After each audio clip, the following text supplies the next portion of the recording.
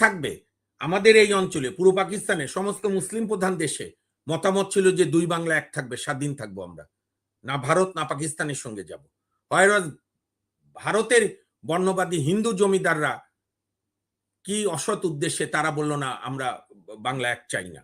তো এই যে আমাদের গর্বের ইতিহাস, 52 ভাষা আন্দোলন, 62 বঙ্গবন্ধুর 6 দফা, 69-এর গণঅভ্যুত্থান, মতিউর, আসাদ, 30 লক্ষ শহীদ, 2 লাখ মা বোনের বেশি সম্ভ্রম হারানো মানুষের আত্মনাদ।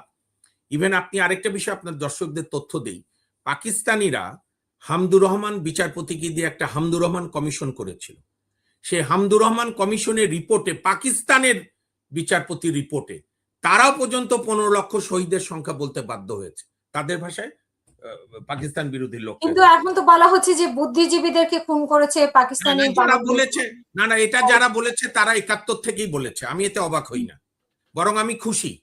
তারপরে শহীদের সংখ্যা নিয়ে নাম বলছেন না, আমি নাম বলে দেই। আরো অবাক হবেন যে মোদি যে স্ট্যাটাস দিয়েছে বা রাহুল গান্ধী যে স্ট্যাটাস দিয়েছে সেখানে বাংলাদেশের নাম নেই।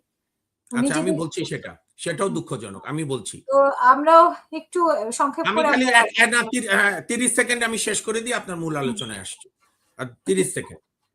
আপনি তো নাম বলছেন, আমি বলছি জামাত, ইসলামী ছাত্র শিবির এই প্রজন্মের, এবং জামাত এবং তার যে নানা আউটলেট সংগঠন আছে বিভিন্ন নামে, এটা তো ভালো করছে, তারা তাদের পরিচয় প্রকাশ করছে, আমি এতে ব্যথিত হই না।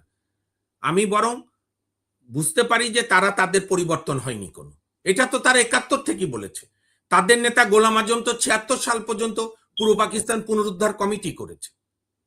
এটি কোনো অবাক হওয়ার বিষয় নয়, বরং যারা মিনমিন করে বলার চেষ্টা করত যাদের যুদ্ধের পরে জন্ম ইসলামী ছাত্র শিবির এখন করে তারা কিভাবে রাজাকার, তাদের কাছে আমি প্রশ্ন করতে চাই, ইসলামী ছাত্র শিবির করে ঢাকা বিশ্ববিদ্যালয়ে 21 বছরের একটা ছেলে, বাচ্চা ছেলে, ডাকসুতে মেম্বারে দাঁড়িয়েছিল, কি নামটা মনে নাই, মনে রাখার ইচ্ছাও নাই, তাকে পরে শিবির কৌশলের কারণে দেয়নি হয়তো, সে বীর শ্রেষ্ঠ মতিউর রহমানকে বলেছে প্লেন হাইজাকার।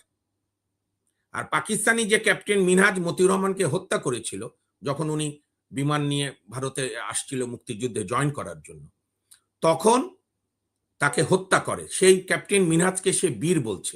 এটা তো ওই বাচ্চা ছেলেটার দোষ না, এটা হচ্ছে জামাত ইসলাম এবং ইসলামী ছাত্র শিবিরের যে শিক্ষা কারিকুলাম তার মধ্যে তারা এখনো পাকিস্তানকে ধারণ করে। কাজে এটা পরিষ্কার, এবং বাংলাদেশের মানুষ যথাসময়ে এটার উত্তর দেবে। আমি এই নিয়ে কোনো উদ্বিগ্ন না, বরং তারা তাদের পরিচয় দিয়ে প্রমাণ করছে তারা এখনো 71-এর পরাজয়কে মেনে নিতে পারেনি। আমি শেষ করে দিই, আমরা এই কারণেই গতকাল শত শত আইনজীবী, এবং আপনি জানেন যে আজকে আমাদের সুপ্রিম কোর্ট 18 ডিসেম্বর বন্ধ হয়ে গেল, গতকাল প্রচন্ড আমাদের ব্যস্ততা ছিল, তার মধ্যে মাত্র 40 মিনিটে শয় লয়ার আমরা জাতীয় সঙ্গীত গেয়েছি, কোনো বক্তৃতা নয়, আমরা মুক্তিযুদ্ধের গান গেয়েছি এবং সবাই জাতীয় সঙ্গীত উড়িয়েছি এবং বলেছি জাতীয় সঙ্গীত। আপনি অবাক হবেন, একজন সাবেক ডিস্ট্রিক্ট জাজ যিনি বীর মুক্তিযোদ্ধা এখন হাইকোর্টে প্র্যাকটিস করেন, উনি কেঁদে ফেলেছেন যে তোমরা এখন এই গান গাচ্ছ, আমার বুক জুড়িয়ে যাচ্ছে। এবং সারা বাংলাদেশে এটা হচ্ছে। বাংলাদেশ মুক্তিযুদ্ধের বাংলাদেশ, 71-এর বাংলাদেশ। যারা স্বৈরাচার হয়েছে, ফ্যাসিস্ট হয়েছে, তাদের বিরুদ্ধে লড়াই থাকবে, ভবিষ্যতে যারা হবে তাদের বিরুদ্ধে। বরং মুক্তিযুদ্ধের পরাজিত শক্তি, তাদের এই আস্ফালন আমরা বন্ধ দেখতে চাই।